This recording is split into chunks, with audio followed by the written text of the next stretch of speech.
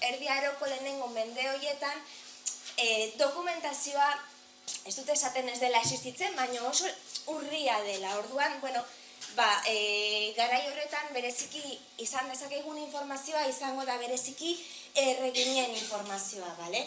Egia esan, zerbait existitzen da, eta zuzen ere, 10. mendeari, 10. eta 12. mendearen hasieran kokatzen den garai hori deitzen zaio askotan, edo konsideratzen da, edo garaiko adituek deitzen diote garai hori emakumeen mendea, bale? Zergatik, garai horretan agertzen diren erreginak nahiko boteretsuak izan zirelako.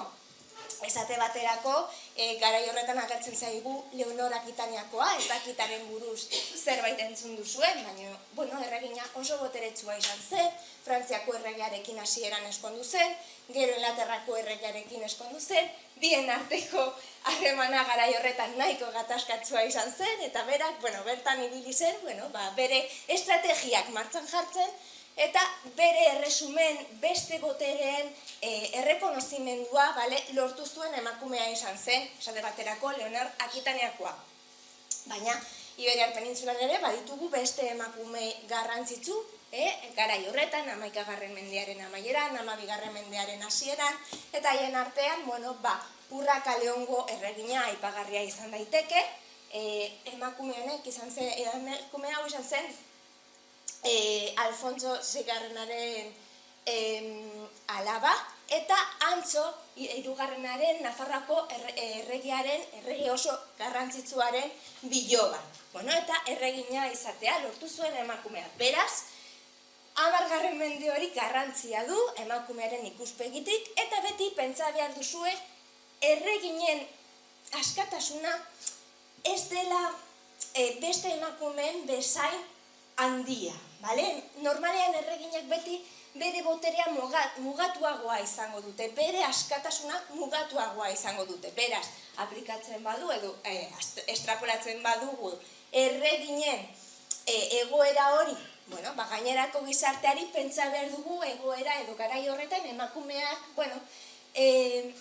nahiko askeak izango zirela, beti patriarkatuaren barne agertuko diren arren, hori kontuan izan behar dugu, baina nahiko askeak izango direla. Hori guztia kontuan izan da, gaur nori buruz edo zeinei buruz hitz egin nahi dizuet, bereziki, pixkat Loreak aurkeztu du ze garai landuko dudan, azkenean nik hobeto ezagutzen dudan garaia, eta dokumentazioa jende guztiari edatzen zen den momentuan 14., 15., 16. mendearen hasiera izango da, eta garai horretan kokatuko gara eta jarriko dizkizuedan adibideak izango dira garai horietakoak, hori batetik. Baina bestetik ere, gustatuko litzaidake pixkatxo bat, guk edo printzipioz edo tradizioz emakume edo Erdi Aroko emakumeari buruz izan ditugun ideiak pixkat baztertzea, estereotipo horiek pixkat aldentzea eta ideia berri batzuk haren buruz ekartzea. Orduan horretarako, ikusiko dugu printzipioz zein dira tradizioz emakumei buruz izan ditugun estereotipo horiek, Eta zein izango litzateke lehenengoa? Amatasuna. Amatasuna, emakumea etxeko eremuari oso lotuta, emakumea emazte bezala, egia esan, hori bai dela, edo hori bai zela Erdi Aroan, emakumearen egoerarik desiragarriena, hori ez da gezurra, hori onartu behar dugu, baina kontua da, eta egia da ere bai, eskontza eremu horretan, amatasuna zela ere, funtziorik garrantzitsuena, azkenean, jendea eskontzen zen, seme alabak mundura ekartzeko, Orduan, zentzu horretan, existitzen da, estereotipo hori, badu bere oinarria, baina oso mugatuta ikusten dugu. Askotan ikusten dugu emakumeak, edo pentsatzen dugu emakumeak bakarrik semeak izaten, seme alabak izaten, semeak zaitzen aritzen zirela. Eta, naiz eta etxeko eremu horretan zaintzak ziren, edo bazuten bere garrantzia emakumeek betetzen zituzten beste rol ugari. Eta hau, hain zuzen ere da, baztertu nahi nukeen estereotipoa gaurko saioan, hori da, edo horretan ibiliko gara gaur. Baina badira beste estereotipoa, mojena, ez dakit nola ikusten dituzuen mojak, ziurrenik oso, edo klausura zorrotz baten menpe ikusiko duzue, edo ulertuko dituzue, gaur egun horrela bizitzen dira batzuk, eta egia da, Erdi Aroan, klausura existitzen zela, baino ez dela edo ez zela pentsa dezakegun bezain zorrotza. Pentsa behar duzue, garaian, mojak sartzen ziren emakumean, askotan, lehen nobleen emakumeak zirela, edo patriziatuaren, oligarkiaren emakumeak zirela, nola baiteko ahalmen ekonomikoa zuten emakumeak, monasterio batean, dokumentu batean sartzeko mojasaria ordaindu behar zen, beraz, emakume guztiek ez zuten aukera monasterio batean sartzeko, orduan, emakume horiek bazuten bere harremanak, mantentzen zituzten bere leinuarekin zituzten harremanak, eta nola baiteko eragin politiko, ekonomiko eta soziala ere bazuten. Gainera formazioa jasotzen zuten, eta askotan emakume hauek idazleak bihurtzen ziren, haien artean aipagarriena izan daiteke 12. mendean agertzen zaigun Hildegarda Bingenkoa, emakume oso garrantzitsua, idazlea izan zena, historian gelditu zaigun emakume bat.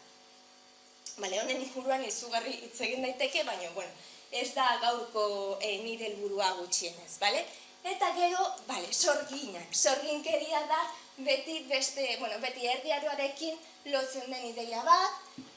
Egia esan, sorginkeria luzez existitu dela, mundua existitzen denetik, esan dezakegu, edo zibilizazioaren hasieratik existitzen da sorginkeria, baina egia esan Erdi Aroan edo gero jazarpena izango duten sorgin horiek, sorgin itxusi, gaiztoaren ideia hori buruan duguna, pentsa ezagun, ez dakit Edurne Zuriren aman, nola, zagarra ematen dion sorgin hori, ez da? Pentsatzen badugu estereotipo horretan, askotan Erdi Aroarekin lotzen den estereotipo horretan, egia esan ez da Erdi Aroko estereotipoa, baizik eta gerokoagoa da. Aro modernokoa, ze estereotipo hori sortuko da pixkat 15. mendearen amaieran, eta emakumei buruz, sorginen aurkako jazarpen hori bereziki garatuko da 16. mendetik aurrera, 16. mendearen erditik aurrera, eta oso sakona izango da 17. mendearen hasieran, esate baterako, garai horretan izango da, esate baterako Zugarramurdiko prozesua, guztientzat ziurrenik ezaguna, eta bere eragina ere izan zuena Euskal Herriko beste lekuetan 1609, 1614 urteen artean. Orduan, sorginaren ideia hori, Erdi Aroarekin tradizioz lotu izan dena, ez da Erdi Aroko estereotipoa edo ez da Erdi Aroko errealitatea hobeto esan da. Orduan, hori kontuan izan da, zein da edo saiatuko gara hurbiltzen pixkatxo bat Erdi Aroko emakumeen benetazko errealitateari. Ez bakarrik lan munduari, zelan mundu askotan mugatuko zaigu emakume arrunten egoerari, eta pixkat aztertzen ditu beste emakume batzuk, emakume nobleak edo hiriko emakume oligarkak, horiek, esan dezakegu, lana ez zutela egiten, noski, beste mailan zeuden. Orduan, emakumei osotasunez begirada bat emateko, emakumeen lan munduari buruz hitz egin arren, emakumeen ekintzak jarduerak komentatuko ditugu, Orduan, gustatuko litzaidake gaur ondasunen jabetza eta eskualdatzeari buruz eta justizian aritzeari buruz pixkatxo bat hitz egitea, eta bereziki, lan munduari buruz, beste emakumeek ere bere eragina izan zuten jakintza eta artearen eremuetan, pentsa behar duzue esate baterako, eta hau, Aragoiko unibertsitatean, Zaragozako unibertsitatean ikertu izan da, arteetan izandako garrantzia, eta ezagutzen dira emakume margolariak izan zirenak, 15. mendean agertzen direna, eta badira ere jakintzak, edo irakasleak izan zirenak, eta esate baterako Isabel Katolikoaren gortean,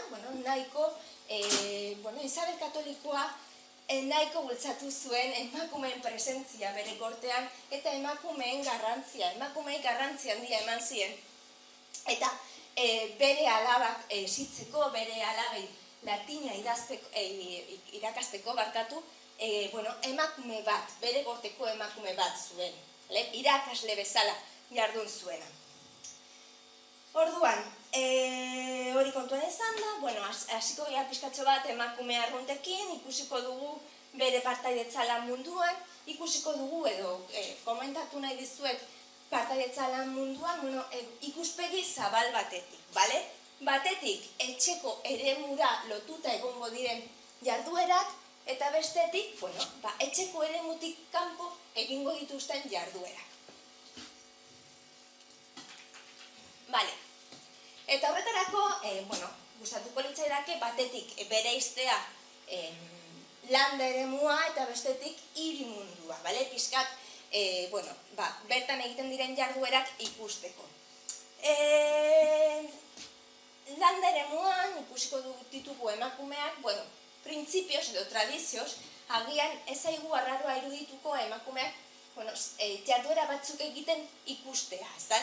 Esate baterako, zaintza edo bilketarekin lotuta dauden jarduerak, askotan, zaintzak beti emakumeekin lotuta agertu zaizkigulako.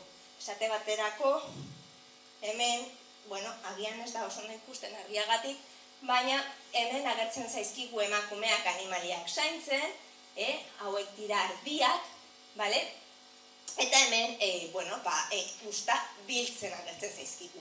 Horiek ziren emakumeak egiten zituzten jarduerak, normalean egiten zituzten jarduerak, baina egiten zituzten beste jarduera asko, esate baterako, eta tradizioz ere, beti esan da emakumeek ez zutela fizikoki gogorrak ziren lanak egiten, hori izan da beti aipatu izan den zerbait. Eta esate baterako hemen bi irudi, bi ilustrazio hauetan ikustezakegu hau, printzipioz fizikoki oso gogorra kontsideratzen den lana emakumeek ere egiten zutela. Hau da, belarondoa, biltzea, mostea. Ezta? Belarondoa mosten ari dira hemen gizonak, hemen emakumeak belarondo hori biltzen ari dira, baina hemengo irudi horretan ikusten dugu alderantzizkoa. Hemen, ari dira peitu, ze postura deserosoan dauden emakumeak, zelako fizikoki gogorra izan daitekeen postura horretan lan egitea, nola ari diren belarondoa mosten, eta nola ari dira hemen gizonek belarondo hori biltzen.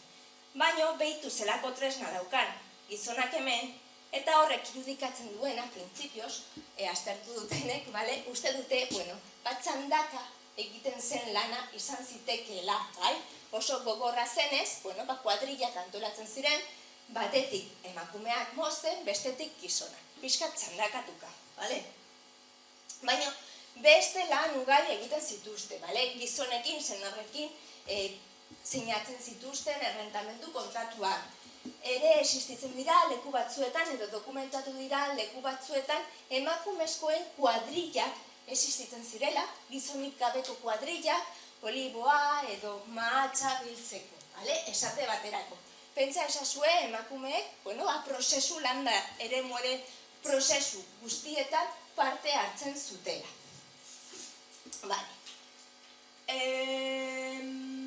Zer ikus dezakegu, edo zer esan dezakegu emakumei buruz hiri munduan, hiri munduan ere, emakumeek egiten zituzten lan ugari, batetik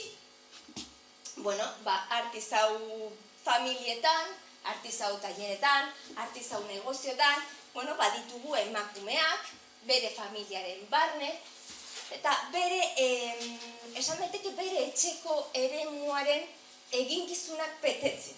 Baina pentsa behar duzue, erdi aroan, pribatua eta publikoa bien arteko harremana oso estua zela, oso irekia. Ez zela oso ondo bereizten zer zen pribatua eta zer zen publikoa. Publikoa, leku publikoa, ez politikoa esan nahi dut, hau da, kanpoa, merkatua, hiriko espazio publikoa, irekia esan nahi dut, bale? Ez ziren oso ondo bereizten, ze askotan negozioak, mundu ekonomikoa, mundu politikoa oso lotuta zegoen familiarekin, leinuarekin, barnekoarekin, bale? Orduan, horrek errazten du emakumeek nolabait, naiz eta bere familiari zekozkien lanak edo bete beharrak asetzeko lanak egin, bale? Askotan lan horiek suposatzen zutela etxetik kanpo ateratzea, bale? Ez dakit ulertzen didazuen, bai, ondo, bale? Orduan, lan horien artean, artizautze taileretan egindako lanak aurkitzen dira. Eta tailer horietan, familiaren barne, emazte edo alaba bati zegozkien lanak, guztiak ziren esan daiteke, batetik bezeroekin soziabilizatzea, baina kualifikazio lanak ere egitea. Eta oso interesgarria da, zentzu horretan, familia hauetako emakumeak, alabak, eskontzen zirenean, normalean, eskontzari bezala, bere lan egiteko tresnak eramaten zituztela, eta normalean eskontzen ziren, sektore horretan lan egiten zuen gizon batekin, orduan, ezagutzak mantentzen ziren, zirkulu bat izango balitz bezala, ezagutzak emakumea jaso eta bere familia berriari eraman, eta horrela, ezagutzak mantentzen ziren, eta emakumea lan aktibo garrantzitsua bihurtzen zen eta gainera doain, emakumeek ez zuten soldata bat jasotzen bere familian lan egiteagatik, bere zenarraren tailerrean edo negozioan lan egiteagatik, orduan hori izango litzateke egoera bat. Zentzu horretan ere, pentsa behar duzue, ezagutza horiek izan behar zituztela, ze emakume horiek alarguntzen zirenean, zuzendu behar zituztela negozio horiek, bereziki seme alabak, gazteak zirenean, seme nagusia, lehen semea, adin gabetasun egoera zegoenean, askotan emakumeak bihurtzen ziren tutore, eta negozio horiek zuzentzen zituzten, lehen seme hori adin nagusitasuna lortzen zuen arte, baina ikusten ditugu eta kontserbatu dira dokumentazioan esate baterako, lan kontratuak non emakumea eta senarra batera agertzen ziren eta lan egin eta tipo batek, pertsona batek, kontratatzen zituen biei lan bat egiteko. Baina, etxeko eremu horretatik katerea aurkitzen ditugu emakumeak, eta hitz egin dezakegu emakumeei ogibideei buruz. Badira, emakumeek betetzen zituzten ogibideak, eta haien artean, agian, ezagunena zein izan daiteke, neskameak, neskameak, altzuen etxeetan lan egiten zituzten emakumeak, pentsa ezazue oso txikitatik sartzen zirela etxe horietan, agian 5 urtekin, hasten ziren zerbitzuan, zerbitzu hori zer suposatzen zuen, etxe horretan bizi, eta gero eskontzeko adina lortzen zutenean, etxea utzi, soldata osoa jaso, eta soldata hori erabili, eskontzari bezala, pentsa behar duzue, garai horretan jendea ezin zela eskondu, eskontzaria eman gabe. Hau da, ez da existitzen eskontza, emakumeak ez badu eskontzaria ordaintzen. Existitzen ziren beste harremanak. Eskontza antzekoak, baino elizak errekonozitzen ez zituena. Orduan, funtsezkoa zen haientzat diru hori lortzea eskontza bat lortzeko, bale? Hori da oso garrantzitsua. Orduan, neskame bezala lan egiten zuten. Baina ehungintza sektorean ere lan egiten zuten emakumeak, eta hori izango da, sektore funtsezkoa. Normalean, ehuna oso lotuta egon da emakumearekin, oroa, bale?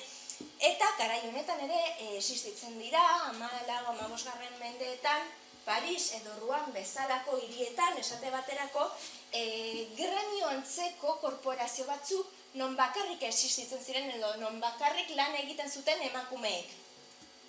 Eta emakumeek, kopatzen zituzte, gremio edo korporazio horien postu guztiak, mail guztiak zuzentzen zituzten korporazio horiek, eta mail basuetan ere agertzen zaizkigu. Emaginak,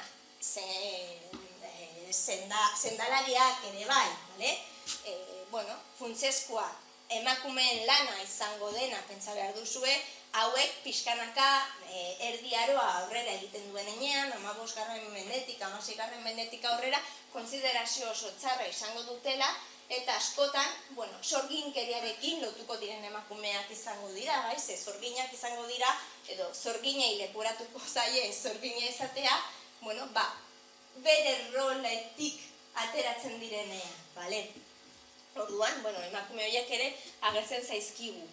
Eta azkenik hemen agertzen direnak, izango direla ogidunak, ogia egiten zituzten emakumeak. Askotan emakumeen ogibideen artean aurkitzen ditugu, elikagaien prestakuntzarekin lotuta dauden ogibide batzuk, eta haien artean ziurrenik esanguratzuena, ogidunena da, hiri askotan, ogibide hori beti femeninoan agertzen zaigu. Beti emakumeek egiten zuten, esklusiboa. Emakumeen esklusiboa zela esan daiteke. Eta ekarri dizkizuet adibide batzuk. Hemen, Euskal Herriko emakume batzuen adibideak ekarri dizkizuet. Hemen, fikatzen bazarete datetan, 15. mendea, 16. mendearen hasiera, Gasteiz, Portugalete, eta Gasteiz berriz ere, Orduan hemen baditugu, hau izango litzateke Gasteizko akta municipalak, udalaren aktak, eta hemen, agertzen zaizkigu panaderas, ogidunak, Gasteizko akta horietan, edo Gasteizko hirian, garai honetan, ogidunak bakarrik emakumeak ziren. Inoiz ez da agertze maskulinoan ogibide hori, Baina badira beste eginkizun batzuk, esate baterako errekardariak, esate baterako hemen badugu kontratu bat, Portugaleten 1513 urtean egindan, non emakume batzuk ikus dezakezuenez eskonduak daude, hau da, emakume eskonduak ere lan egiten zuten etxetik kanpo, Inés de la Sierra, Mujer Legítima, Mujer de Bartolomé, beraz, emakume eskonduak errekardari bihurtzen direla, edo errekardari kontratu bat sinatzen dutena Portugaleteko udalarekin,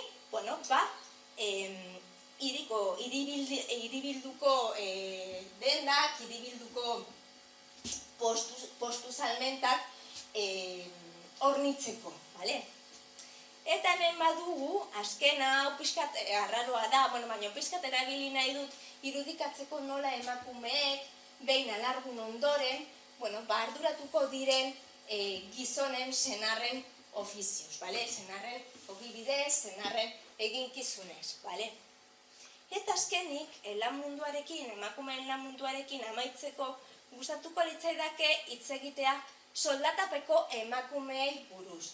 Eta zehazki gaur egun emakumeak agertzen ez diren sektore bati buruz. Eraikuntza sektorea.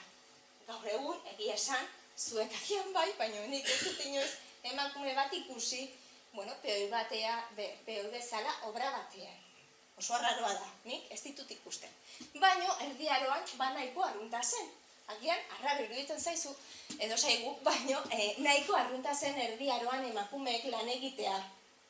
peoi bezala, soldatapeko egoera horretan, eraikuntza sektorean. Eta hemen ekarri dizkizuet bi adibide.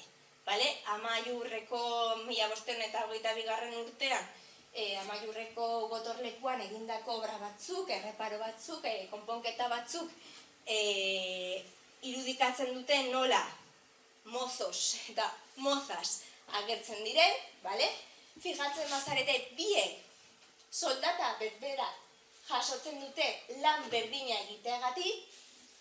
Orduan, egia da, printzipioz edo media bat egiten badugu emakumeen soldata sektore hauetan gutxiagoa, basuagoa izango da, pixkat gaur egun, gertatzen zaigun bezala, ez da, baina ez da inbeste soldata, eginkizun berdina egiteagatik gutxiago soldata txikiagoa jasoko dutelako, baizik eta normalean emakumeek, kualifikazio gabeko lan guztiak egiten zituztelako eta aukerarik ez zutelako hortikan ateratzeko, eta gizonen artean ikusten ditugula beste postuak, mai ezberdinak, eta aurkitzen ditugu arginak, gehien kobratzen zutenak, noski, hori izango litzateke posturik garrantzitsuena, baina badira ere peoiak, 32 eta 24 marabedien arteko soldata jasotzen, eguneko soldata jasotzen zutena, eta emakumeak bakarrik 16 marabedi jaso zitezken, ze haiek egiten zituzten, edo betetzen zituzten eginkizunak ez espezializatuak ziren. Orduan, ez zuten aukerarik igotzeko esan daiteke, Orduan horregatik, bere media beti txikiagoa izango da. Hemen baduzue ere, Lekeitoren adibidean, 16 marabediko soldata eguneko, hortikan uste dut jartzen duela. Ez du pixkat, ondo nago, ez dut behar printzipioz, eskerrik asko, barkatu, esker pixkat. Orduan hori, soldatapeko egoera horretan. Zer gertatzen da emakume hauekin? Bere konsiderazio soziala, pentsa behar dugu ez dela oso ona, pentsa behar duzue haiei buruz, edo lanpostu hauek bestetzen zituzten emakumeak beti dira egoera oso larrian, ekonomikoki egoera oso larrian egongo direnak. Behar handia dituzten emakumeak, ekonomikoki alargunak, baino mail basukoak, negozioak ez dituzten emakumeak, beti, pobreak izango direnak. Orduan, hori gehitzen badiozu, lanpostu espezializatuak egiten dituztela, azken finean aurkitzen duguna da emakume, konsiderazio oso txikiarekin zentzu horretan,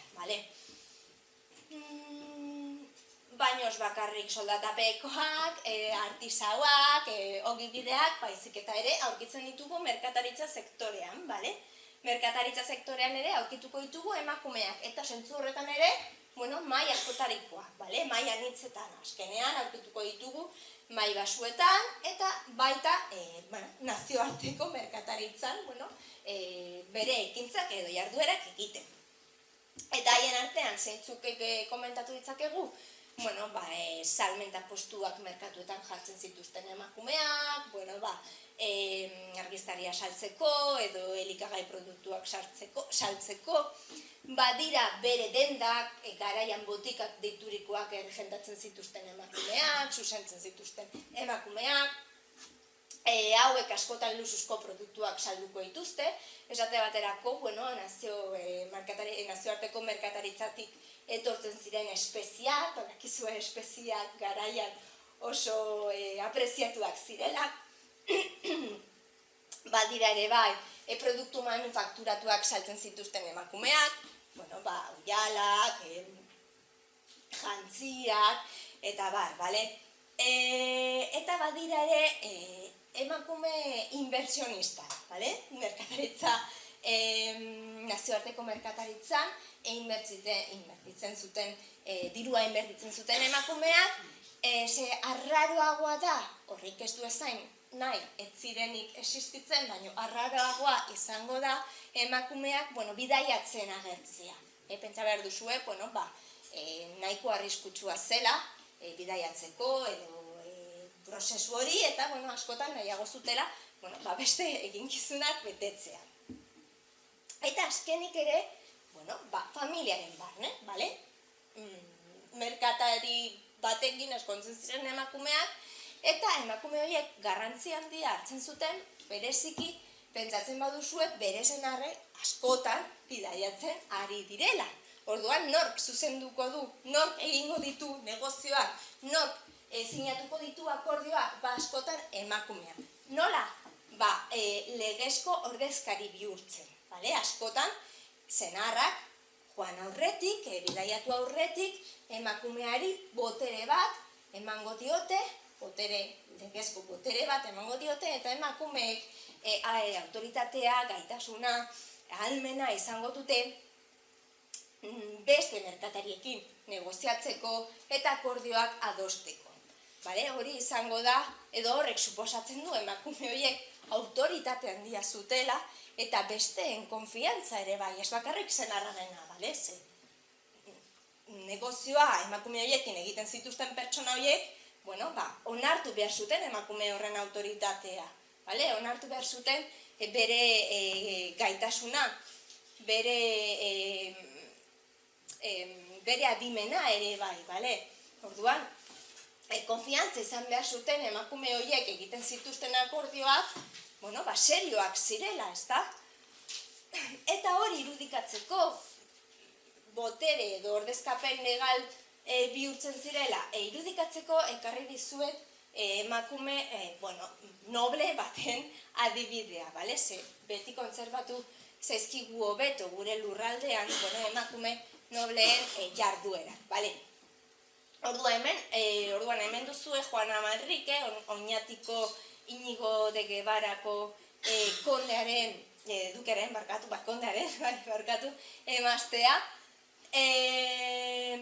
Inigo de Guevara izan zen Oñatiko lehen kondea, konde titulua lortu zuen lehena, eta hau izango litzateke bere azken emaztea, Ja, 1400 eta 88. urtean, Inigo de Guevara nahiko heldua zen, uste dut hil zela 1500 urtean eta nahiko heldua hil zela, eta garai honetan, bere osasuna ez zen hoberena, eta momentu honetan bera zegoen, pleito batean murgildurik, eta, eman zion bere emazteari, otorko conozco por esta carta que doy todo mi poder cumplido, a vos, doña Juana Manrique, mi mujer, según yo lo detengo, eman zion akordio bat lortzeko momentu horretan berarekin pleitoan zeuden, kasu honetan zen, Jeronimoen ordena monastikoarekin,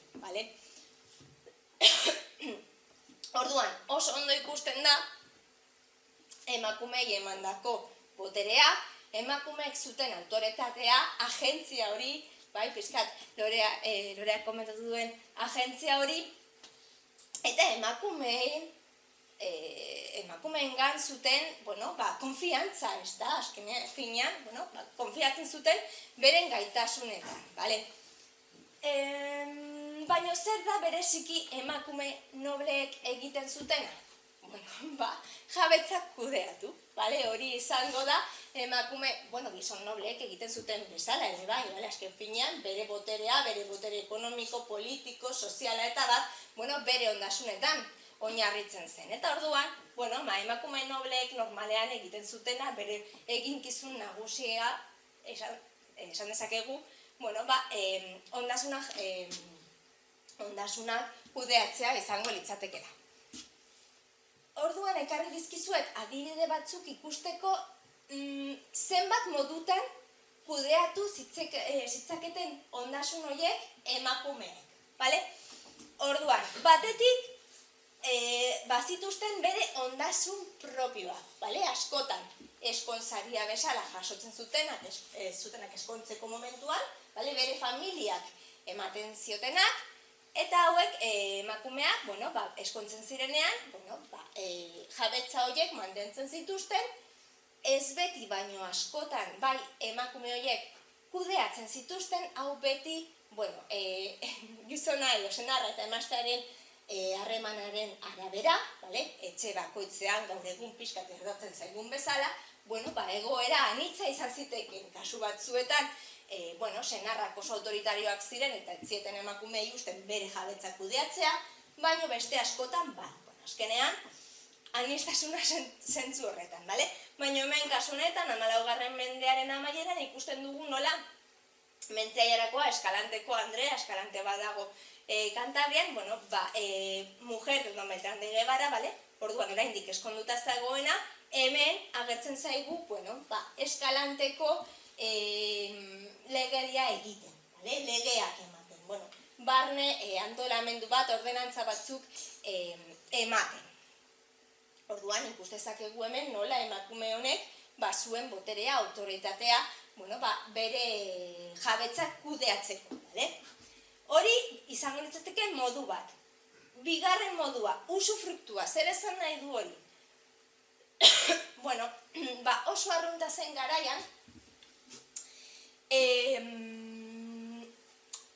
leinu batean emakumea senarraren leinuko jabetza batzuk jasotzea usufruktuan, normalean gizonek bere emazteen bizimodu egokia, bere posizioaren arabera izan behar zuen bizimodua aurrera eramateko, jabetza batzuk jasotzen zituen, jabetza horiek emakumeak kudeatzen zituen, zentzu zabalean, justizia eman, errenta jaso, basailuak gobernatu eta bar, eta jabetza horiek normalean senarraren ondasunak ziren, baina sesio bat ematen ziren emakume hauek bizitzen ziren bitartean ondasun horien onurak jasotzeko, usufruktua jasotzeko, eta gero emakumea hiltzen zenean, ondasun horiek itzultzen ziren senarraren, leinuaren ondasunara, ulertzen didazue? Orduan hori izango litzateke bigarren modua, eta hemen duzuen Maria Sarmiento, Kuartangoko Andrea, izango litzateke adibide bat, hirugarren sistema, modua edo aukera, senarraren ondasuna, senarraren leinuaren ondasuna kudeatzea. Hau nahiko arrunta da, bereziki kontuan izan da, garaian, senarrak askotan ez zeudela bere ondasuna kudeatzen, bere jabetzak kudeatzen, pentsa behar duzue, askotan gerretan murgilduta agertuko direla, edo erregearen gortea garaian ibiltaria zen, leku batetik bestera mugitzen zen, eta askotan, bidai diplomatikoetan, edo, bere karguari, bere posizioari zegokien hainbat eginkizun betetzen agertuko zaizkigu gizonak, eta askotan emakumeak, gelditu beharko dira solairuan, leinuaren solairuan jabetzak kudeatzen. Eta hori izango litzateke, eta ez bakarrik gizonak senarrak ez daudenean, baizik eta senarrak hiltzen direnean, nahiko arrunta zena garaian ere bai, egoera politiko gatazkatsua zela eta. Eta hori izan zen, esate baterako, Konstantzaiarakoa Oñatiko Andrea izan zena, 15. mendearen hasieran bere senarraren heriotza goiztiarraren ondoren bere seme-alaben tutore bihurtzen denean. Tutore bihurtzen da eta gainera senarraren ondasunaren administratzailea ere bihurtuko da. Regidora de mis hijos e hijas, que todos sus bienes muebles y raíces o bien de cualquier manera, que los dichos mis hijos, cada uno de ellos, en edad hasta que sean hauda. Seme nagusia, adin nagusitasuna lortu arte, emakumeak kudeatuko ditu ondasun horien.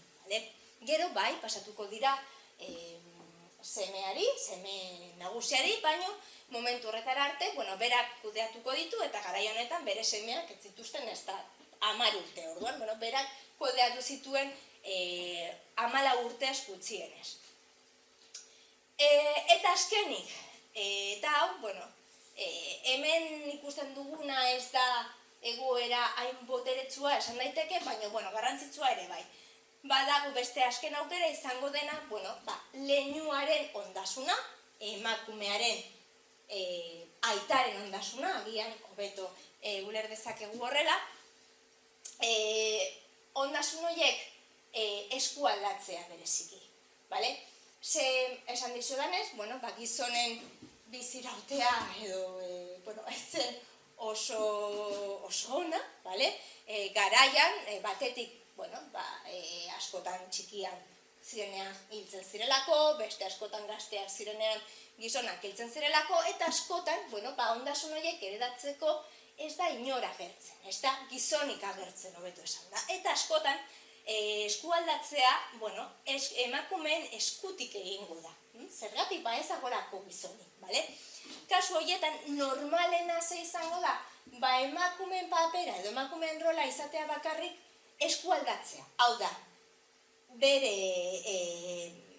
berari esker emakumearen lehen semeari jabetza horiek eskualdatzea. Eta orduan emakumeak normalean betetzen duen rola kasu horretan izaten da transmisorea. Ez du botererik izango, ezin ditu kudeatu, baina funtsezkoa izango da bera existitzea, ondasun horiek bere lehen semeari transmititzeko, eta ez bakarrik ondasuna transmititzeko, baizik eta abizena ere bizirauteko. Se pentsa behar duzue, garaian ondasunak eta leinua, ondasunak eta abizena batera joaten direla. Bata bestearik gabe ezin dira existitu. Eta orduan askotan, exigitzen zen, heredatu behar zuena oinordekoa, ondasun horiek jasotzeko bere aitonaren abizena jaso behar zuela, hartu behar zuela, bale? Beste batzutan, kasu honetan ikusten den bezala, bai ikusten dugu, emakumea agertuko zaigula, garaia da, bukatzen ari nahi barkatu. Eta ondasun defentsa ere bai, barkatu. Ondasun defentsa militarra, ere, gai izan ziren egiteko, baina bereziki judiziala. Eta azkenik gustatuko litzaidake 2 minutu erabiltzea bakarrik justiziaren kontua komentatzeko. Bereziki justizia pribatua, ze oso arrunta, bian esan beste, baina nahiko arrunta izan zen emakumeek parte hartzea justizia pribatuan, arbitrajea deritzogunean. Eta hori izango da emakume hauek gaitasun edo ahalmen handia zutelako, eragin sozial handia zutelako, eta gainera bere aditasun politikoa kontua izaten zutelako bere ingurukoek, eta askotan izendatzen zituzten denetako gauzetan parte hartzeko eta bere epaiketa egiteko. Eta honekin ja amaitzen dut, sentitzen dut, pasatu naizela pixka. Baina, eske gu badago gehiagitz egiteko, orduan, baina, interesgarria da, ez bakarrik arbitrajean, ere bai, ohizko justizia parte hartu zuten, bere ondasunetan, gaitasuna zuten batetik justiziako ofizialak izendatzeko, baina askotan, arazoa zuten pertsonek, zuzenean joaten ziren Andrearen gana eta eskatzen zioten berak parte hartzea, berak epaitzea haien arazoa. Beraz, emakumeen garrantzia azpimarratzeko eta pixkat etxeko eremu hori seme-alaben zaintza ideia horri aurre egiteko nik uste dut jarri dizuelan adibideak, nahiko adierazgarriak izan daitezkeela, eta honekin ja amaitzen dut, eskerrik asko entzuteagatik eta